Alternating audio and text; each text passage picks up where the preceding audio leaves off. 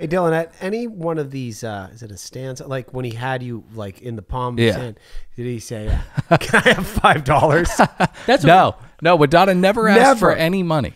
Never, not one time. He just wants to share his knowledge. He just wants to talk, man. Okay. By like Can a. I have $5? Widada's not like that, dude.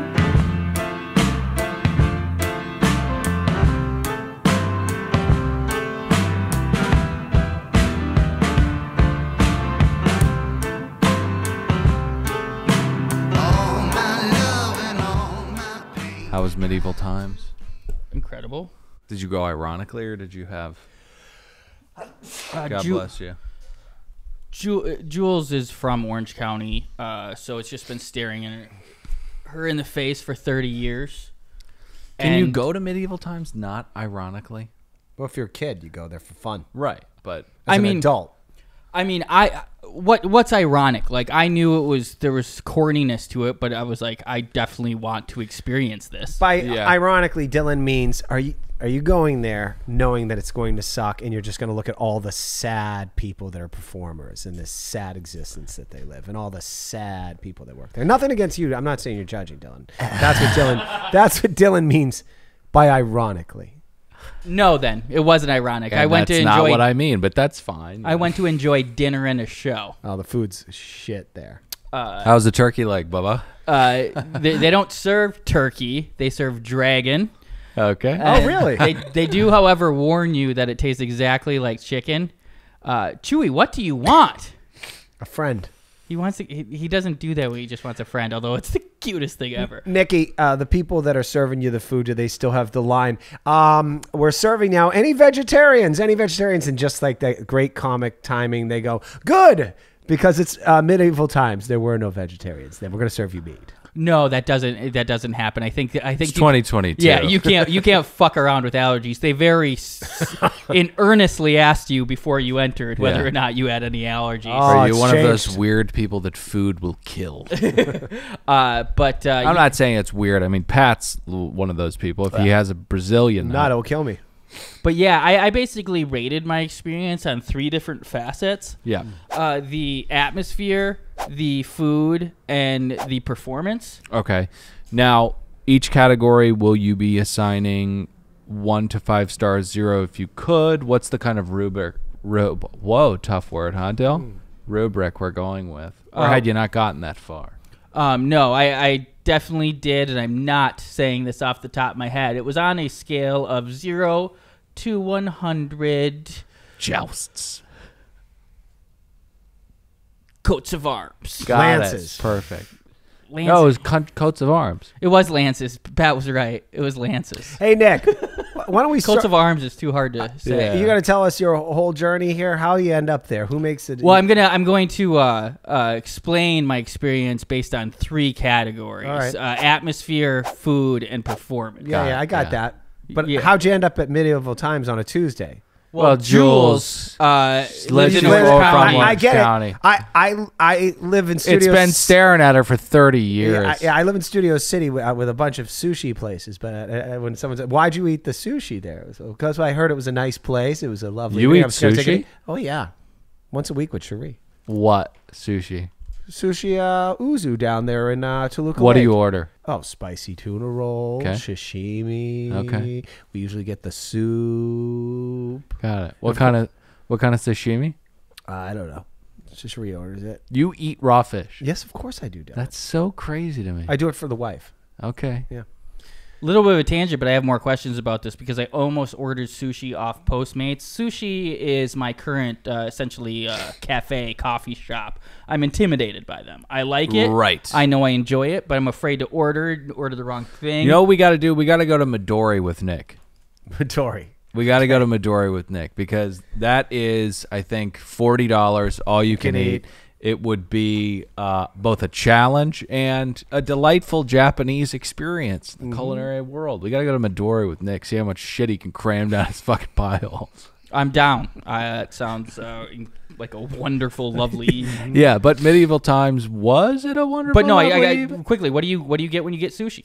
Oh, I mean, tons of stuff. You know, Amberjack is... I feel as though Amberjack, if it is good, is the pinnacle of a fish. Do you kind of stick with rolls, or are you doing actual sashimi? Usually just stick with sushi, but you know, if a roll strikes my fancy, I'm not gonna not pull the trigger on it. And I've talked about it many times. You know, I've lived a very privileged life, and I don't want to, you know, downplay post-traumatic stress disorder. But I'll not ever eat crab ever again because of that fat man in Todai. It was 78 degrees, and he was all by himself eating all that crab. And I can see it right now, and it's making my organs move around in my body. Stop thinking about it. Stop thinking about it. Fucking. What were you going to say about medieval times? Such an imprint. Dylan, I'm doing this for you. I don't want you to throw up. Well, I'm gonna rate it on 3. I'm just kidding. But one of our listeners did say they would love an artist rendering of the sad man shoveling crab into his gullet, and I think that would be a beautiful centerpiece if we do have any artistically minded Patreoners, or actually this is probably going out for free. Any artists out there listening? Saddest part is that man's probably no longer with us. Number 1, no chance. Atmosphere. He died that day. 100 lances. You're going to a castle. Right.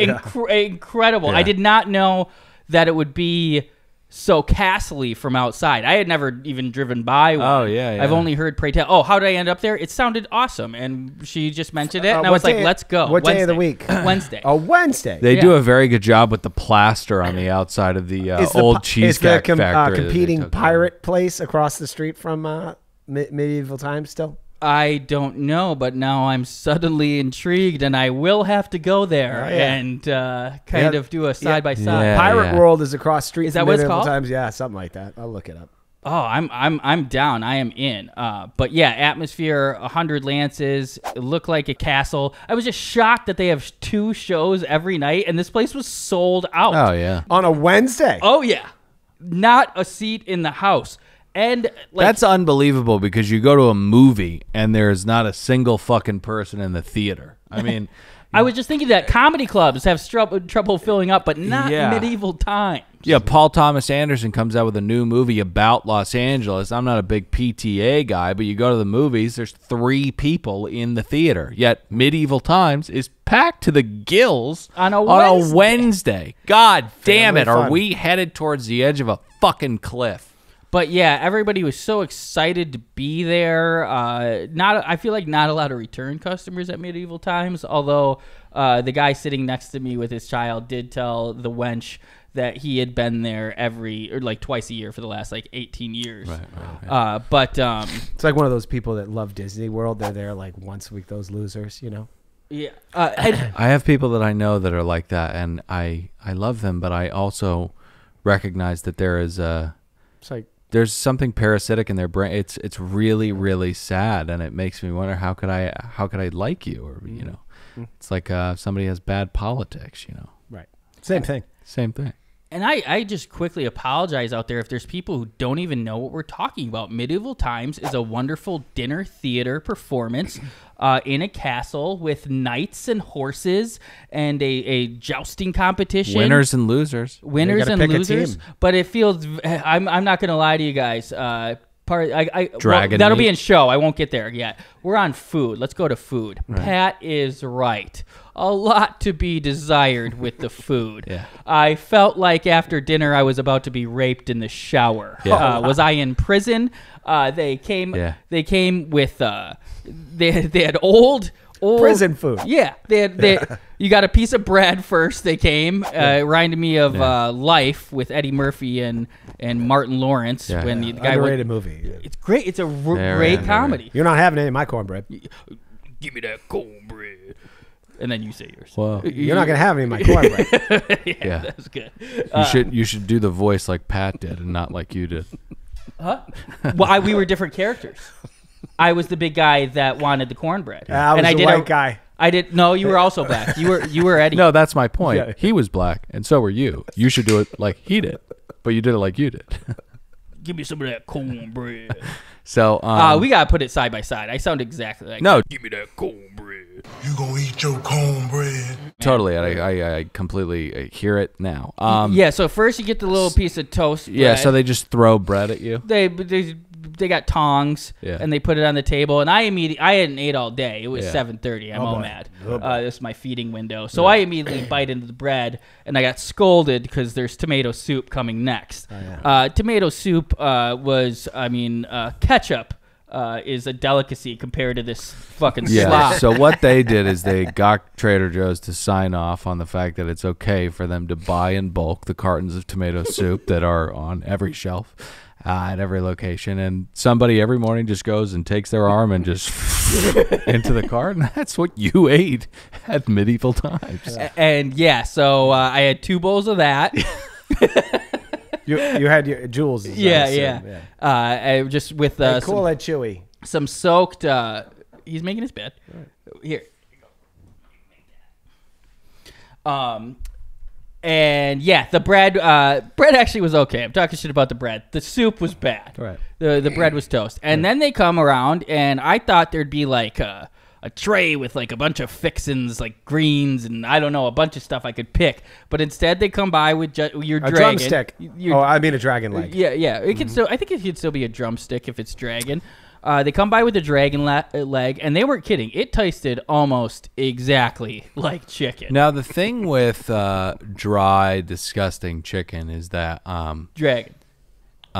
It gives not to be listening. It gives me GERT, and I don't know what it's called, but it's when your throat closes up and you cannot get the food down. Do you guys ever get that? Only when I eat Brazilian nuts. Or when any one of us have White Claw. Well, when something, when a piece of dead animal flesh is so dry and overcooked, it just gets stuck in my throat, and I can't get it. I need to drink water immediately to get it down. That's probably what would have happened to me if I ate that dragon. Yeah, considering it's 100 years old, it's going to be a little dry. Right. But nonetheless, it was horrible. Right. And then they come by with a piece of potato. Mm-hmm. That was also They bad. want you to eat with your hands, too. I will say the sweet corn, delectable. It saved him 23 lances on the sweet corn. It was like I was back home. They still don't let you have silverware there? Right. They do not. Make you eat with your hands. Yeah. So I appreciated that, of course. That actually, I'm going to add 10. 33 lances on the food. You have to eat the soup with bread. No, you drink it. It's got your bowl has a handle on it. Have you never been? No, I have. It's just been a long, long time. Hey, how much was it to get in this place? That was my next question. Because I'm so astounded that they are still in business serving corn, potatoes, dried chicken, and bread to people. Well, yeah, it's a family experience. You know, people, they got to kill time when you have kids, especially the young ones. You're like, hey, how can I burn 6 hours? Well, the drive there is an hour there. We'll have to wait in line. 3 hours. Yeah. How much is it? By the way, the place where Nikki went, if you ever watched The Cable Guy with Jim Carrey, famously, that was shot in that wonderful establishment. By the way, errors and omissions. I said the competing family entertainment venue was the Pirates World Experience. It's actually called the Pirates Dinner Adventure. Yeah, I wonder if they're directly across the street from Medieval Times. You idiot! I have a sneaking suspicion it's not even competing though, and they actually might be owned by the same people. I will look into that's a good point. By the end of the episode. So food's 33 lances, and then the show. Right. I mean, because that is why you go. It was majestic. Yeah. I mean, it was pretty. They had a bunch of different knights come out. There's a ton of animal abuse, so you gotta you gotta get past that. They're whipping the horses. They're making them bow down to the queen. Right. Oh, interesting. They changed they often will change the story every couple of years. In 2017, for the first time, they changed it so the queen is the main character and not the king. Right. Good for them. Yeah. She was a strong, independent woman. She played the role wonderfully. I will knock them a few points for the audio. Sometimes I was missing. I was going to ask you that.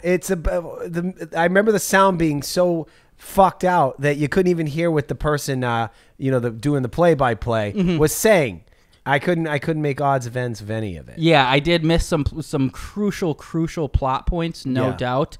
So I was picking up pieces and I was filling in jewels, some of the gaps, but they do need better acoustics in there. I guess at equestrian center, it's kind of hard to navigate that. Also, I'm gonna knock our night. You sit in sections. Oh, of course. You asked how much it was. It was $60 a piece. Jesus fucking Christ. Super expensive, but it's robbery. I'm glad I went. But I was royalty, so you can get in there cheaper than that. But I'm not a fucking peasant. Right. I was royalty, which means we got a leather-bound picture and.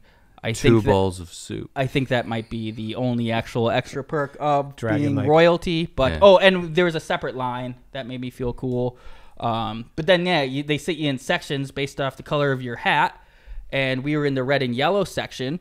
And our knight was kind of a bitch ass. He could not control his steed. Right. It was bucking and just like embarrassing him the whole time. I honestly think at one point they might have switched his horse or killed it. Yeah. Killed it and then he switched it. Right. So I guess I can't really knock the show, but I was really if upset. They killed it and didn't switch it, you would have like a Monty Python kind of situation on your hands where he's just kind of galloping around with maybe coconuts. But they would have to switch out the horse after they mercilessly.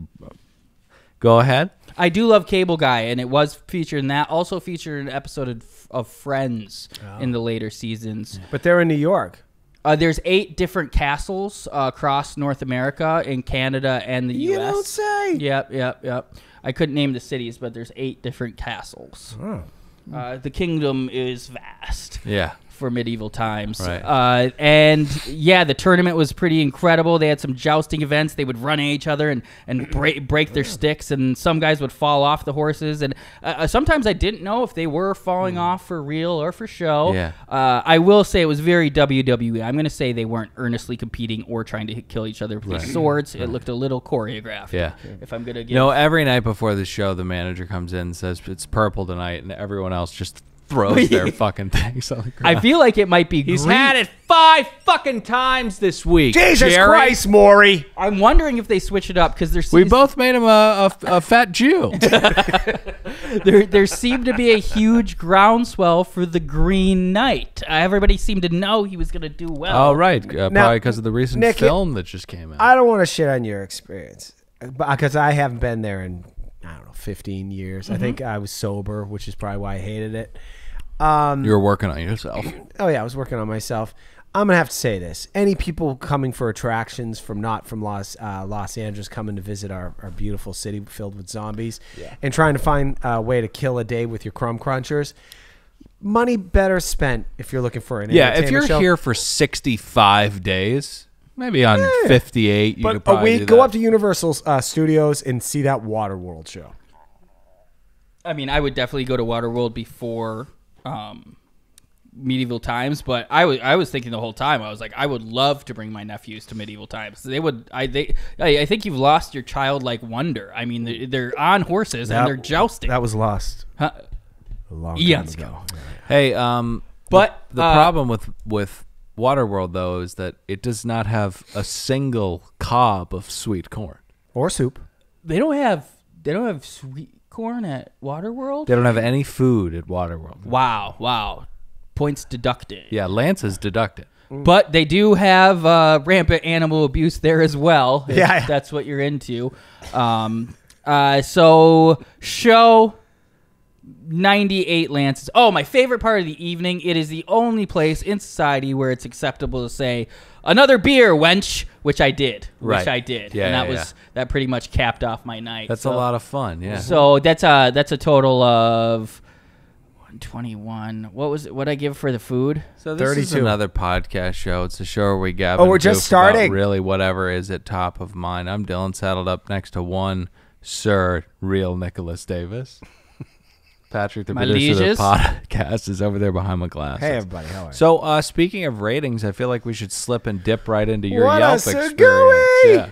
Oh, wow. All right, so I guess we were all out doing it. You're going to Argentina this week. He went to medieval times. Last weekend, I was up in wine country, which I think you wrote a very mean-spirited description of a show while Pat's up drinking piss wine in a dump or something. Yeah. It's Sanez Valley, Dylan. They're Right. wonderful wines that come out of there. Mostly Pinot Noirs, but I'm not a red guy. But Yeah, no, there's okay wines. really good. Really good wines. That's going to be Napa 2.0 in about 5 years. I'm going to get some real estate up there. I see all the things that are happening up there. I think you're about 15 years too late, buddy. No, I don't think so. The building I saw up there, well, maybe with permits. No, we talked about it on PMZ. And once again, I've just witnessed something, which is why I don't like dog people. We're in the middle of a podcast, and Nick is doing a photo shoot with Chewy right now to capture some adorable image or something like that. Well, I that's guess what you do with your dog. Is his there's tongue still nothing out? I mean, how wrong do you with- not No, get his tongue's not out. I mean, it's just, I don't bring my cat here and then take cute photos of her. I take photos of her in my leisure, like a cat owner, And then use our subscription Patreon as a personal scrapbook, which I... Beautiful. It's very, very important. A lot of engagement on that post. And I want to say I was just essentially snapping back. I have no problem with the dot drops. I encourage them, and I want them more frequently. That was me being defensive. No. And I shouldn't have launched into you being a disgusting dog person. Oh, it's fine. I snapped and said "Chewy" accidentally into the mic. I will say that was too much. So, you went to Trash Solving. Town, USA. Yeah. Solving. How Yeah. dare you, Dylan? Don't listen to Dylan. He knows a lot about food. He doesn't know a lot about, wine. All right. So, Dylan, I went up to Solvang because the wife needs to get away. So we go up there this weekend. But one thing, I've been going up there probably 6 times a year, even during the pandemic. I'd sneak in those little wineries. I'd do the call and go, "Hey, I'm a member. Can I come in?" And they're like, "You can, but do a code word when we let you through the gate, Right. Because we got our competing wineries. They'll rat us out to the government." Right. So anyway, I enjoyed myself. Now something has happened in the last year up there.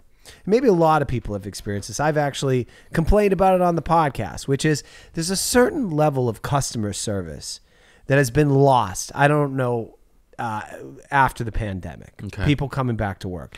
I don't know. A lot of the people that are working in those establishments now are people who were not formerly in the industry. Correct. People who are in the industry have recognized that it's a soulless, long hour, suck your soul kind of. Are you talking fucking- about particularly like wine tasting? wine rooms? tasting, restaurants? Right. The industry interfacing I worked with in a people. restaurant. I enjoyed it. Well, it's probably something you People gotta, are leaving the restaurant industry in droves. Yeah, they are. Yeah. Well, okay. Well, I would say I noticed up in Solvang, and it is, what is the word? Like front to back. I mean, no matter where, if you go in a coffee shop, the person making your coffee hates you up there. Yeah. If you at the hotel, you go, "Hey, is there any rooms that might have a window?" No. You know what I think it is? It's not the exodus out of the service industry. It's that Biden is president. No, I'm not saying that. Once Trump gets in there, I think people will turn right Hey, around. No politics. Well, it's just, I'm trying to understand why service jobs that 3 years ago people were like, "Hey, what can I get for you? How can I help you? How can I make your experience my theory better?" remains airtight. Last year, I went up with a group of people at 2 places where I'm a wine club member. You didn't And invite me. You were invited. You didn't want to go. No, you didn't invite I me. did 'cause invite bus- you. one was a bus ride. It was the bus. You didn't invite me because you knew I wouldn't want to go, and I applaud you for that, and I thank you for that. I'm okay. grateful Oh, that for did that happen. because I don't want to do the thing where I go, no, I don't want to go. Okay. So when I went up there with the bus trip, this is where I first caught it. Okay. We were coming out of the pandemic, kind of, the vaccines were available. So I'm like, all right, let's go and do a group trip. And I imagine there'll be some normality with these places. Right. No, exactly the wrong. Everywhere we went, everybody was like a little short with you, seemed like you were annoying or a nuisance to them. And I started thinking like, hey, I'm going to cancel my wine club membership Right. here. Why am I spending $150 a shipment 3 times a year? Sounds at like this a place? really low stakes episode of the Twilight Zone. People are being rude. So this In particular wine trip, country. What's I going said, on? I'm not going to go to my normal haunts. I'm a member at Demetria. I'm a member at a place called Roblar. I'm a member at a place called Stone Sunset. Yeah. I'm a member at Bridalwood. I'm a member at a lot of places. Now, which means- Bridalwood does make piss wine. You have to. Of admit. course, Yeah. of course they did. Okay. Of course they did. I was trying. It was a girl's first day, and she was trying to sign me up. I said, "Sign me up for the three bottle club." So when you start shaking at 3:00 in the morning, that's what you go to the fridge to get a nip of. I throw a little OJ in there. It's really just Takes the edge gasoline. off. Yeah, exactly. So, I thought this was going to be kind of funny, but it's actually kind of sad. So, I'll catch you later, Harrison. So I told my wife, I said, "Hey, Let's hit a different place. My God, what a dereliction of duty on Sick your rib cab! My God. Stay on my eyes, Brian. Stay on my eyes. He is going to be useless soon. My job's over. Well, I got one more. Hey! I got what? Huh? Well, I listen and interrupt you on TikTok. All right. I'm saying my heavy lifting. Right. All right. Dylan, pull up that email I sent you. It's a two-parter because I'm going to set it up right now. Ooh. So Matt got a little Karen on him? I got a little Karen, and I don't like to do this. These are yours? Yeah. Now, Let me say. yeah, Okay. So we go to this place called Fest Parker. Very popular spot. Beautiful vineyard. And I like the layout. They're doing a renovation there, though. I'll say this. I think I'd been there once before, but it was a couple years ago. But we were like, let's go again. Let's not go to the normal places where we've had, we feel like, how do you say, inferior service or less than feeling like our needs were met. And you by don't the want way, to feel bullied when you go on vacation. I'm an easy peasy person. Any service person that's ever met me. I went to a place 2 weeks ago with my wife on a Friday after we got done potting. My wife ordered a cheeseburger. I ate a pizza. The pizza comes out in 5 minutes. The cheeseburger showed up an hour and 15 minutes late. The woman kept apologizing, saying the cook fucked up. We said, don't sweat. An We're having a good hour time." and 15? An hour and 50 minutes. They said the cheeseburger, by the time they caught it, the cheeseburger had gone to another customer. Did you pay for it? I did pay for it, and then when I ordered a mimosa, the bartender said, "Your next two mimosas are free." I said, "You don't have to do that. I don't even care." But they did. They put them on the house. Anyway, that was really nice. So anyway, That seems like an unnecessary, extra polite step No, to yeah. say you don't need to do that. I don't Right. care. We weren't even thinking about it. It wasn't on my mind. And if it's not on my mind and the wife wasn't starving, who cares? I think still say I appreciate those. You didn't have to do that, but I'll take. I took them. But the waitress at the time said, "You guys are the nicest customers I've had." Anyway, so I go to Fest Parker. And I guess we'll read the review. And I don't like to leave Yelp reviews, but I had no choice. I was so mad. and you know, it's one of those things where you're mad at 1 PM because you got bad service, and then it gets stuck in your craw, and you can't let it go. This thing hung with me all day. I left this review at 11 o'clock at night. My wife and I had planned to have sex, and I started going. She reminded me of how the waitress was a bitch. Yeah. And I start tapping away on that Yelp, and of course I'm drunk and kind of, you know, you'll see the grammar on here isn't so great. I'll have Dylan read it as written. Yeah. Fest Parker, we showed up there. I don't know if I'm going to give the whole story. Why don't I just have Dylan read my review of Sure. So my it's- experience there? It's This already, just by like the block text and the dialogue, seems like something I would bring into the Bachelor or Below deck. Yeah. I First, cannot wait to 100%, hear this. yeah. First, acknowledge the stars that I gave it, Dylan. Yeah, so 3 stars, 5 reviews, no friends, no pictures. Got the impression the staff doesn't care what the customers think. We entered an outdoor venue, quarter capacity on a Friday. Now that hanging sentence really is a bad one, right? It doesn't really have a lot of... Well, it's not a Saturday or Sunday. That's when all the tourists up there. I Got went it. there on a weekday All right. where you would assume any venue is not overwhelmed with we got a lot patrons. more reviews. I did not mean to get hung up on Now that. I like a can't script. talk. Now like a script, I give the dialogue because I want to really let the people know what I experienced. So Dylan's gonna read my conversation with the employee of Fest Parker. Pat would, and he's gotten on Twitter recently. This is like expert level Twitter doing threads. Right. That sentence there, we entered at quarter capacity on a Friday. That's a tweet. Perfect. And then you reply, and then the dialogue Yes. begins. Here's the dialogue Rope us in. beginning. Yeah, it's like a Jezebel article.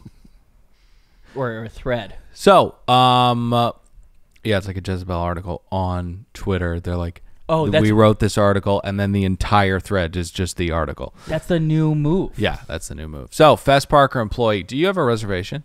Patrick, no, but we'd love to do a wine tasting. Fest Parker employee, sorry, we are short-staffed and can't do wine tastings right now. For people who haven't made a reservation, it'll be a 45-minute wait. Patrick, no problem. I did say that. Meanwhile, there are 25 empty seats and it's a Friday. Me, okay, I'll have a bottle of sparkling rosé, $55 for the bottle plus tip. Pat says, can we trouble you for some ice? Fast Parker employee, we don't have ice.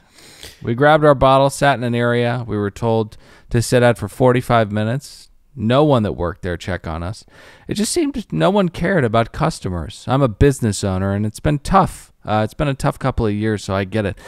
Trying to keep a business operating isn't easy, but we shouldn't forget people show up to an establishment to enjoy themselves and have an experience they will remember, especially at a winery. Making a customer feel like they are a nuisance as opposed to a welcomed guest is not a good business model. I think a staff meeting is in order. Now, it wasn't, in my take, it was not that they thought that you were a nuisance, but rather... First off, this place was filled with bachelorette parties. You got put in steerage. I got put in a... There was... Yep. There's a place where people are having fun and laughing, and then there is a place on the other side of the wall where it's an empty patio with no one there. Yeah. So here's... let's rewind the tape. Why would I want to go there? I'll sit in my hotel room and drink a bottle of wine. Let's rewind the tape. Pat goes, Dylan knows a lot about food, but not a lot about wine. Rewind further to Pat at a winery. Hey, you have any ice for this $60 bottle of rosé? It's not for me. It's for the wife. Cherie has this thing. She puts fucking ice in her wine. I think it's insane. No, it's fine. I mean, it's trash, but it's fine. It's not me. I amend that. If it's Yellowtail and it's or it's shit wine, then fine, chuck some ice in it if it's not cold enough, or even if you want to dilute the piss taste. But when you pay $60 for a bottle of wine, putting ice in a glass, I mean, you're trash. That's why they treated you like trash. How about a wine bucket for a bottle of champagne or white? You don't have ice? Shut down. Don't open today. Right. If you don't have a way of having ice there, and that's just a small part of my review or my critique. Right. I actually thought I thought that was wild though. I really stuck on the ice thing. They don't give glasses of water to customers. Yeah. Nope. It's insane. That's why They hate us. They don't hate me. and ice. Guys, I love this place, and I'm going to keep going up until the service starts getting better. I'm going to wear them down. Yeah. But this is one of those things where like, why are all of you so angry and hate people coming here? Right.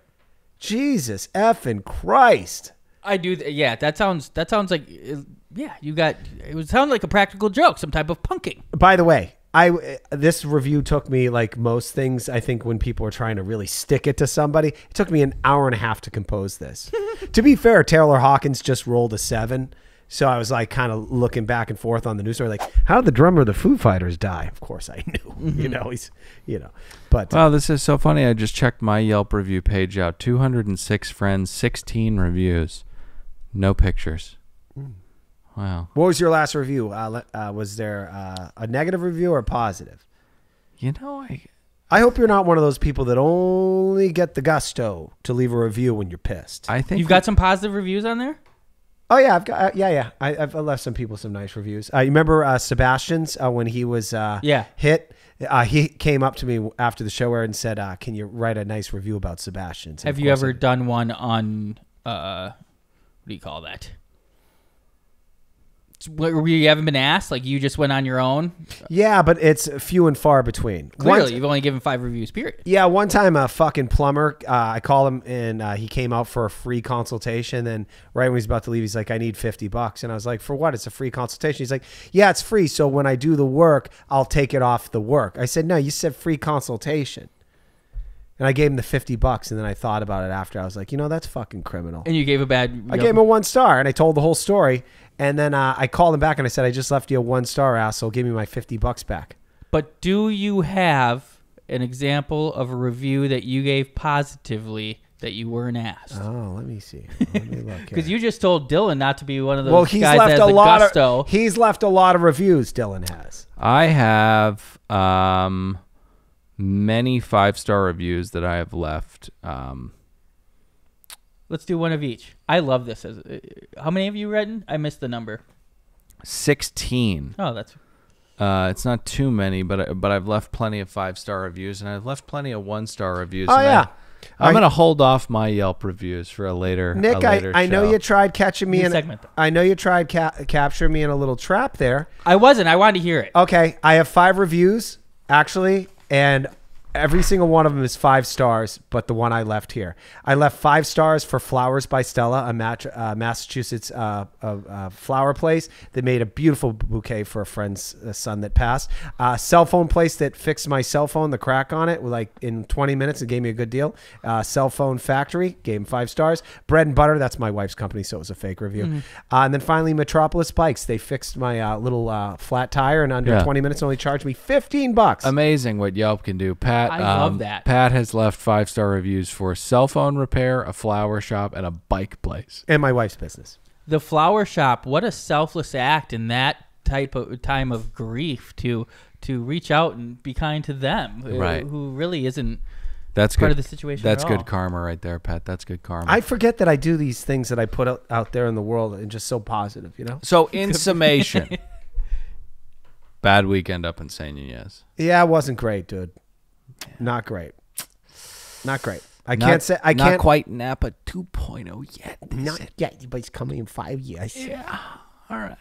What do you got? Well, guys, I spoke about this recently. How outside of coffee memes, my favorite local coffee shop, Brewing Alana's making the Smoking Tiger fermented apricot tonic with pulled think it was gross. espresso. It is gross. If you are taste blind. Addicted to chili dogs, ice and wine. So, can I move on? I appreciate that you understood that it's a disease what I have, and it's not like he just likes chili dogs. Right. So outside of coffee memes, is what I thought to be a Rishi man. A man who had constantly, every time I walked past him, tipped his umbrella as though to shade himself from me and my aura. Now, because I am a narcissist, I thought there must be something poisonous in my huda. But he also opened it to others. Yeah. Right? Oh, yeah. So it was a very confusing message, and I thought that my huda was toxic. I thought that he could see it. So the other day I had 15 minutes before I had to head on over to Glendale, and I thought, you know what? I'm going to speak to this Rishi, and I'm going to figure out what the fuck's going on with my huda. Now, this man is not a Rishi, actually. I walked up to him and I said, hey, are you a Rishi? And he said, what's that, man? He's a man. Oh, yeah. Yeah. Oh, yeah. This man is straight out of a Coen Brothers movie, or Lieutenant Dan. no, more like the dude. He is. You'll see. So We have video. well, I just have a picture of him. I guess I can throw that up now just to paint a picture of the kind of guy that I'm talking to. Here.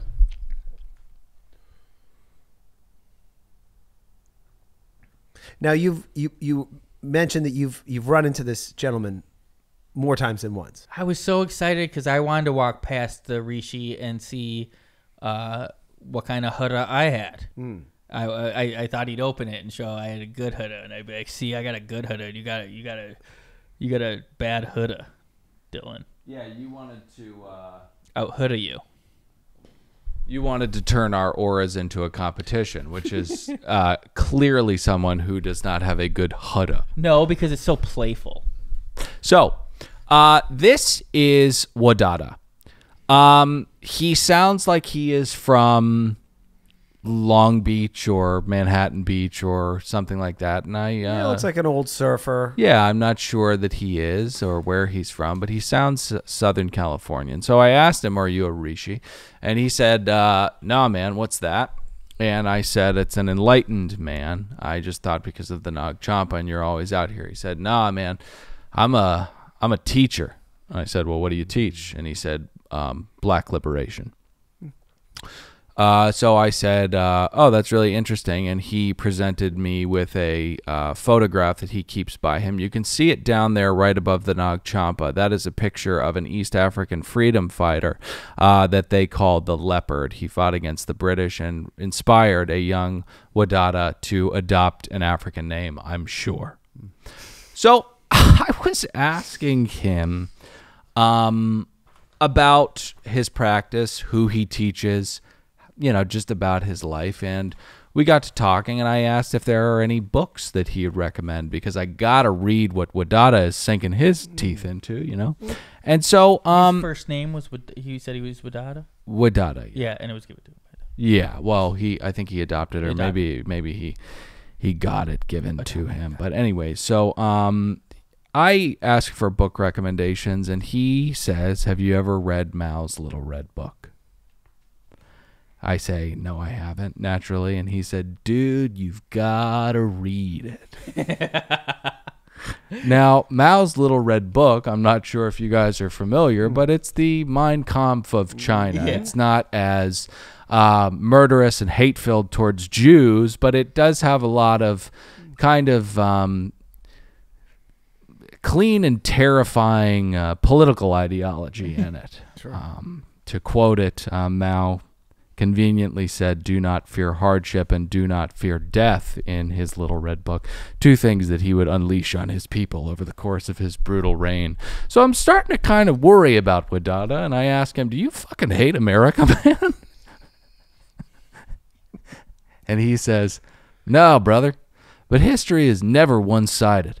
And I go, "Okay, I like this guy. You're back in. I You're like the back cut of in. this guy's jib."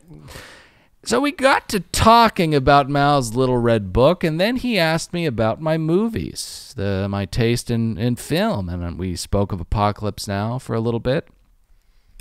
And then he recommended a film that I have not seen, nor has any American. And it launched me into, or dare I say, fell into my lap, a segment called A Little History with a Little Dill. Whoa. And Widada. So, he says, "Have you ever seen the battle at Lake Changjin?" Yeah, Changjin. obviously. And he says it's a Chinese epic, it's an international smash hit, and the U.S. won't let it air here. He says, "You know why?" I said, "Why?" He says, "Because it tells the tale of the most groveling retreat in Marine Corps history." Now, the battle at Lake Changjin is a fictionalized version of the battle at the Chosin River. You guys familiar with this battle? This wasn't the one up in Alaska, was it? No. No. It was in Right. China. North Korea or Korea. Oh, okay. So it took place at the height of the Korean War, the first of many proxy battles. One side democracy, the other filthy fucking commies, you know. Mm-hmm. And so the U.S. and China / the USSR were facing off in Korea. Now, this film tells the tale of this heroic victory of the Chinese over the U.S. Marines and UN forces there. Now, North Korea was supported by filthy fucking commies, and in the South, the country that brought us BTS, was supported by us in democracy. So I think we know who won there. Big time. You know what I mean? The story goes that 10 or so thousand Marines were fighting in the below freezing temperatures, attempting to hold this reservoir, and were holding their ground. And that is when Mao, that murderous bitch, decided enough is enough, and he supplied the North Koreans with 120,000 soldiers to go finally end this stronghold that the Americans had at Chosin. I remember that. They were encircled, and on December 2nd, when asked what his position was, CEO Oliver Smith said, "We've got enemies to the north, to the south, to the east, and the west." That sounds like trouble.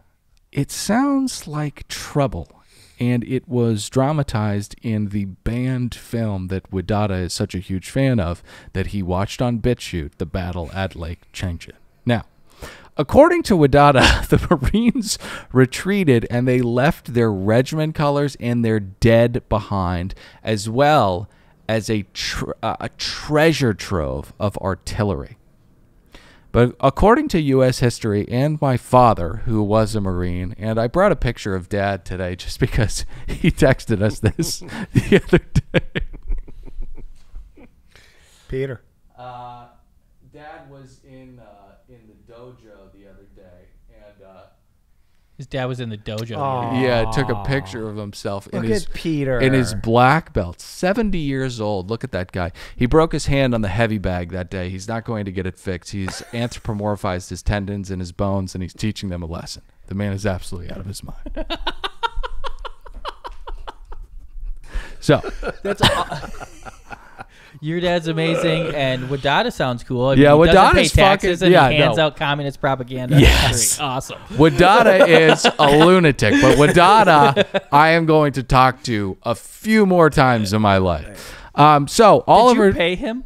no, I didn't. It was a great conversation. I honestly love Widada. So talking to Dad and reading up a little bit more, through U.S. history, lens of U.S. history, and not this Chinese propaganda movie that's grossed a lot of money. The retreat was not the case. Oliver P. Smith and Douglas MacArthur devised a plan to break a wall of the Chinese encirclement and break through what was known as Hellfire Valley. Now, they eventually did, and Smith rallied his troops, saying, "This is not retreat, this is moving in another direction," and then asked the infamous question, "Do you fuckers want to live forever?" And that is when they launched into a firefight south towards the seaport exit, and they took with them the lives of 20,000 fucking commies. Now, they received support and they evac out of there with their lives and the frozen solid bodies of their brothers Marine less never fortunate. leaves a body behind. Now, behind they did leave a massive amount of artillery, which Mao, that murderous bitch, kept as a keepsake, a token of his victory for years, until 4 years later at the Battle of Dien Bien Phu. Now, Widada is telling me this story, and he is manning and duding and asking me questions that I obviously don't know the answer to. They're rhetorical to propel his story forward. You guys have got to come talk to this guy. I mean, he's an unbelievable storyteller. But he says... We'll go talk to him, and then we'll go hit up Midori. Yeah, it sounds like a great night. Hey, Dylan, at any one of these, is it a stanza? Like when he had you like in the palm of his hand, did he say, "Can I have $5?" That's No, Widada never asked for Never. any money. Never. Not one He just time. wants to share his knowledge. He just wants to talk, man. Okay. by like Wow. a Can I have $5? like a Widada's not like that, dude. I know, but like a steel drum player, if you sit and enjoy his music, you should have threw him a few shekels. Nah, man, this isn't transactionary, man. By the way, It's about history, I man. think he got his name from Phantom Menace. Wasn't the mechanic that owned Anakin? All right, Widada? so he says, you know what happened to those? Widada forever. He goes, you know what happened to those artillery, all those pieces of artillery? I'll tell you, man. Uncle Ho called up and needed them. I said, what? Uncle Ho. Ho Chi Minh. Yes. So he keeps them, Mao Zedong, and he gloats and looks at them and says, "We defeated the Americans." And that battle really did pull Americans and UN troops out of North Korea, I think. And if I'm getting any of this wrong, any history buffs, please jump in the comments and let us know, even though there are no comments here. But, this is on YouTube. So, yeah. So communism was sweeping through the East, and it arrives on the shore of a place called Vietnam, the jungle, a place filled with canopies and blood and guts. We've talked about it tons, but it was also filled with a fatigue of colonization. Enter a man Widada called Uncle Ho, Ho Chi Minh, Prime Minister of the Democratic Republic of Vietnam. He would eventually take up the title of his friend Mao and would be known as Chairman of the Workers' Party, an insidious, bland title. Now, Chairman Mao knew, Uncle Ho knew he could get the French out. He and his people were tired of their baguettes and their overall smugness. The fucking bugles. Yes, and the bugles. And he knew that they made a critical mistake. They built a massive military base in a valley that could be destroyed from the high ground, Anakin. But there was one problem. Uncle Ho had no artillery. But you know who did? The Marines? That murderous bitch, Mao Zedong. Now, he goes up there and he levels with him and he says, "I need him." And Mao gives him the artillery that the Marines left behind at the battle of the Chosin Reservoir. Now, the Vietnamese disassemble the artillery. They drag it almost 1,000 miles to the hills surrounding Dien Bien Phu.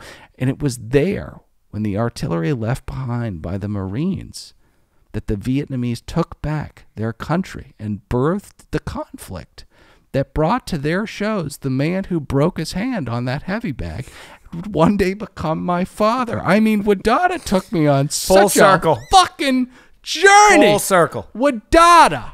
Thank you, sir. You are not a Rishi, but a historian. And probably a fucking communist, but It's a little weird. Nothing I bet wrong with you know what his how he survives. His one of his parents left him a condo. You know what I mean? He's got a lot of free time, and he's probably got that EBT card. You know, he's not. You know, we're gonna find out more about him because I'm fascinated. I don't know. Does he go to wealthy people's houses and teach them about the true horrors of the American Empire? I don't know, but we're gonna find out. There's more to come with Widada. Part one with Widada. One day this will be like it'll be like framed like Princess Bride, how the one guy's telling Fred Savage's story, and then you see the movie. You're going to be talking to Widada, and then we'll cut to like horrific war scenes. Yeah, they'll both be on a bed, and like a book will be. Yeah. We're on they'll be on the street. Right, we'll be on the street. Why, Then we'll why go would to he? the- Who's we'll go to better? Why would you Memorial want to know after. the ending? So, Why am I guys, drinking jump in the Captain iTunes ratings and reviews. I know we were going to do the TikTok thing, but I think we've gone a little long. We got to get to PMZ, which, if you haven't heard, is available at patreon.com. Oh, no, we're not going to do that. Oh, you said no. Yes. Oh, sorry. Which, if you haven't heard of it, is available at patreon.com/another podcast network, along with our thoughts on the Oscars. Lots of fun content behind the paywall. Go there. Don't be a cheapo. We love you. 5 stars. We'll see you next week. I'm Dylan saying goodbye. Nick, say goodbye. Goodbye. Pat, say goodbye. Later.